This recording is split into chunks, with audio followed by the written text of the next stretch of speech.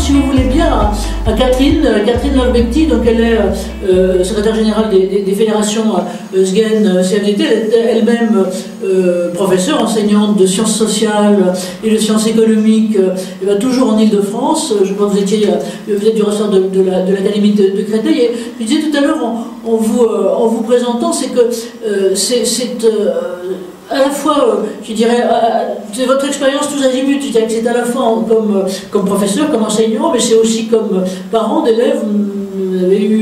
Vous avez comme des enfants adolescents et qui donc subissent outre les crises actuelles, et puis aussi, j'allais dire globalement, le regard syndical donc il a et national que vous pouvez poser sur la question.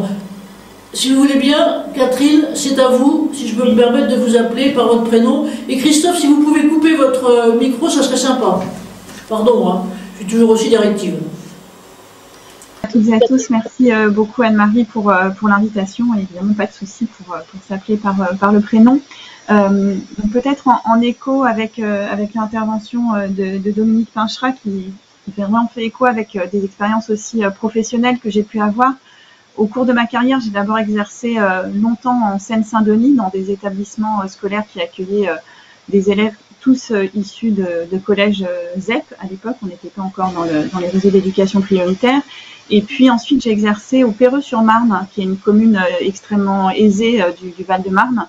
Et j'ai constaté le même écart que celui que vous décriviez, Monsieur Pinchera, entre Mantes-la-Jolie et Rambouillet. C'est-à-dire que j'ai découvert en arrivant dans ce lycée très cossu, des élèves qui avaient des problématiques psychologiques beaucoup plus fortes et aiguës, avec des choses qui, moi, m'ont vraiment heurté, c'est-à-dire qu'on se retrouvait chaque année avec des élèves qui décompensaient à quelques mois du baccalauréat et qui partaient en séjour en hôpital psychiatrique et donc ne passaient pas le baccalauréat. Et la seule réponse que l'institution pouvait leur proposer, c'était de redoubler leur année de terminale l'année suivante.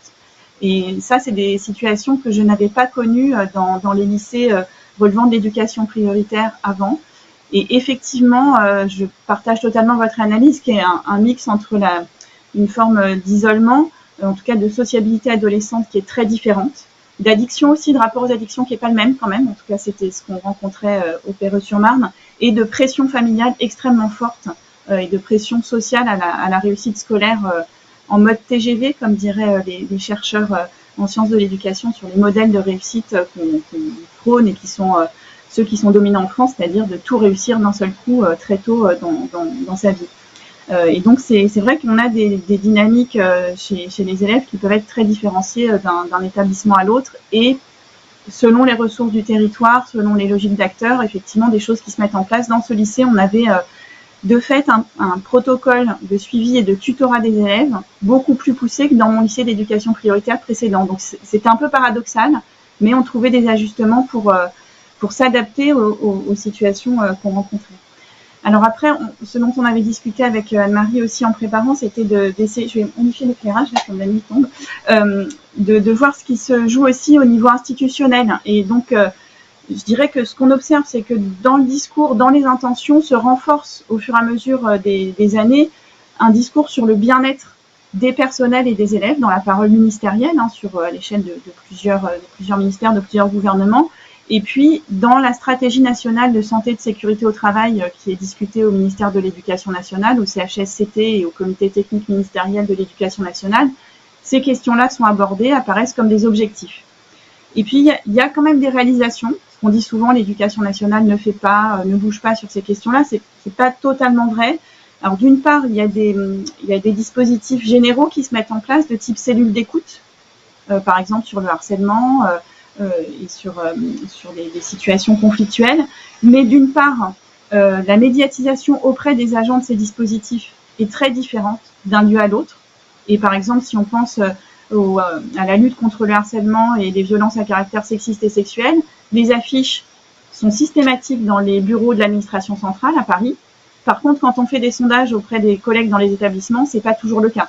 Et donc, en fait, l'accès des collègues à ces dispositifs je dirais généraux, est très inégal. Et puis, l'éducation nationale a du mal à développer ces ressources-là en interne. Et donc, elle tend à les externaliser en s'appuyant notamment sur la MGEN, Ça a été par exemple le cas après un événement dramatique que tout le monde a en mémoire, qui est l'assassinat de Samuel Paty par un terroriste. Dans la foulée, le ministère de l'Éducation nationale a sollicité la MGEN pour mettre en place une cellule d'écoute sur ces questions-là, avec, je crois de mémoire, des incompréhensions aussi sur les attentes. Et puis, il y a aussi quand même des progrès que nous on constate avec plusieurs de nos équipes sur la mise en place rapide de cellules psychologiques par les rectorats quand il y a des accidents, des incidents majeurs qui vont choquer une communauté éducative, de type accident mortel d'un élève ou d'un personnel, et aussi dans des cas d'agression ou de menace. J'ai un militant directeur d'école à Montreux qui a subi des menaces avec couteau par un riverain de l'école maternelle dont il est directeur, et très très rapidement il y a eu le soutien de l'inspection, du rectorat, avec du temps dédié et une cellule psychologique pour les collègues beaucoup plus vite que ce qu'on voyait par le passé. Et puis il y a aussi tout ce qui peut se mettre en place à l'initiative d'acteurs locaux, plus ou moins impulsés, et là du coup c'est très variable d'un établissement à l'autre. Sur une situation similaire, on va avoir des réactions très très très différentes.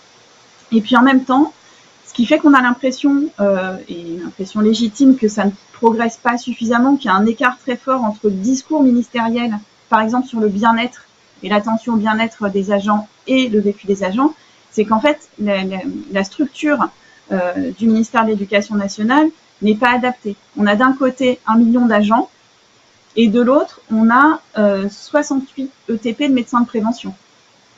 Donc, quand on observe qu'il n'y a quasiment jamais, que les enseignants, par exemple, disent qu'ils n'ont jamais de visite médicale, bah, c'est pas très étonnant.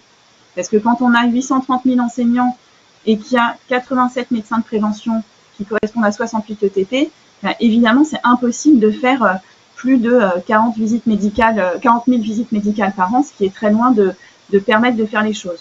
Dans les statistiques du ministère, on constate aussi qu'il n'y a que 24 psychologues du travail. Donc forcément, ces questions-là, elles ne sont pas travaillées jusqu'au bout. Et puis, on a aussi d'autres problématiques qui relèvent plus, je dirais, de la culture institutionnelle, dominante en tout cas, parce qu'il y a beaucoup de variations aussi, qui est que ces questions-là mettent du temps, la question des risques psychosociaux, la question de l'attention réelle aux enjeux psychologiques, elle met du temps à infuser. Par exemple, si on observe, et le ministère de l'Éducation nationale le fait, la mention dans les documents uniques sur les risques professionnels, la mention des risques psychosociaux, c'est seulement 19 à 23% des documents uniques d'écoles, de collèges et de lycées qui mentionnent, qui recherchent, dont l'élaboration a fait l'objet d'une réflexion sur quels sont les risques psychosociaux dans l'école, dans l'établissement. Et si on ne les identifie pas, ça veut dire qu'on ne se donne pas les moyens localement aussi d'y travailler. Et je pense que la question, c'est, en tout cas, nous, au SGEN CFDT, on n'aborde pas ces chiffres en termes de reproches aux acteurs, évidemment, mais plutôt de se demander comment on accompagne des communautés éducatives pour penser ces questions. Et du coup, comme il y a un discours, mais pas la capacité collective à mettre en place, il y a des moments où on a l'impression d'un écart majeur entre un discours ministériel sur le bien-être et la manière dont ça se réalise, et parfois des tensions. Moi, je me souviens d'une collègue inspectrice pédagogique régionale dans l'Académie de Créteil, qui, dans le cadre d'une démarche d'école promotrice de la santé, d'un projet de performance de l'Académie sur justement le bien-être à l'école, qui n'est pas forcément accepté par toutes les organisations sociales, syndicales, cette question du bien-être à l'école, c'est pas forcément identifié comme un objectif légitime par tout le monde. Elle est sollicitée pour intervenir dans une école sur le bien-être en direction des élèves.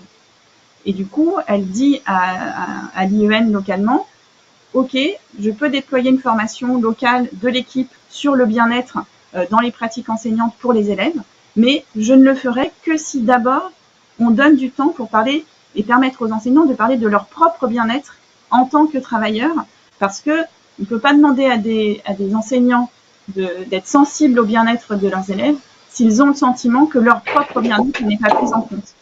Et à l'époque, il y a quelques années, ça a sans doute changé depuis, l'IEN avait dit c'est hors de question, on n'a pas le temps de faire ça, on travaille sur le bien-être des élèves, mais pas le bien-être des enseignants. Donc elle a tenu bon, elle a dit du coup je ne fais pas, mais c'est quand même révélateur de moments de tension autour de ces questions. On peut avoir des difficultés aussi dans le rapport le rapport et la capacité de décideurs à donner des soupapes au personnel quand il y en a besoin. Par exemple, quand les personnels sont confrontés à un décès, un décès de collègue, il y a des réactions différentes. Mais aussi selon la structure de l'établissement, c'est objectivement plus facile pour un établissement du second degré de décider de banaliser 1 heure ou 2 heures de cours pour permettre aux collègues de se recueillir, éventuellement d'aller aux obsèques d'un de leurs collègues, que dans une école. Et par exemple, il y a aussi la manière dont c'est pris en compte administrativement quand un collègue doit se rendre à des obsèques. Souvent dans le second degré, c'est pas décompté, le collègue va pouvoir éventuellement rattraper ses heures à un autre moment, ou ça s'organise autrement, et il n'en subit pas de conséquences, je dirais, administratives. Il arrive dans le premier degré que lorsqu'un enseignant doit se rendre à des obsèques, il doit passer en autorisation spéciale d'absence, et c'est décompté de son ancienneté, par exemple, pour prendre en compte la retraite, etc.